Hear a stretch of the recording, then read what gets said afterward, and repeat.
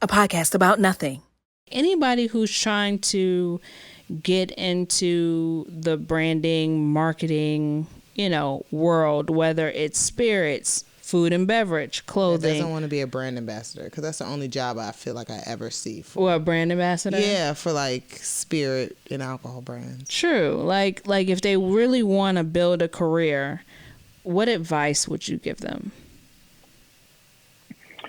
I think there's a lot of different ways to get to any of these roles or position, but I think it really just starts with, educating yourself on the food and beverage industry in general, understanding, what the 3-tier system is, and then, understanding on off-premise, all these terms, making sure that you understand the various terms, making sure that you understand sales rep to buyer relationships, distributor to supplier relationships, understanding those things. And then also understanding that, we call it programming, right? So once somebody picks up a couple of cases of Kettle One, how do we help them move this out the door? Because obviously we want them to reorder at some point.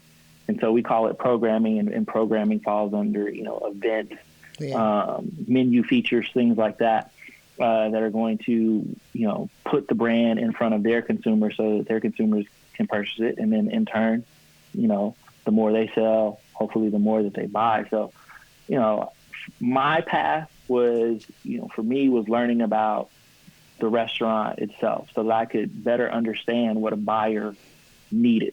Right. And now that once I understood what buyers were looking for and the things that they needed, the type of support that they needed, right, then on the supplier side, it helped me be able to really bridge that gap and have that conversation for things that made sense to be able to scale a program for growth for that particular account or region. And so, it's about continuing to educate oneself on those different things. And then just, if you got to get affiliated somehow. I'm not saying everyone needs to go work at a restaurant or a bar. Because there's jobs at the distributor level, there's entry-level jobs on the supplier side, and you just need to get your foot in the door. And then once you get your foot in the door, become a sponge. How does this work? Why do we do this way? What does this mean? And I think that's in whatever it is, not just the spirits industry. I think because I think there are a lot of people who want to be in, quote, sports management. I see a lot of agents and representing or talent management, I should say, actors, actresses. People want to be affiliated with those things. And you have to get your foot in the door and sort of learn the ins and outs, how those things work, and kind of go from there.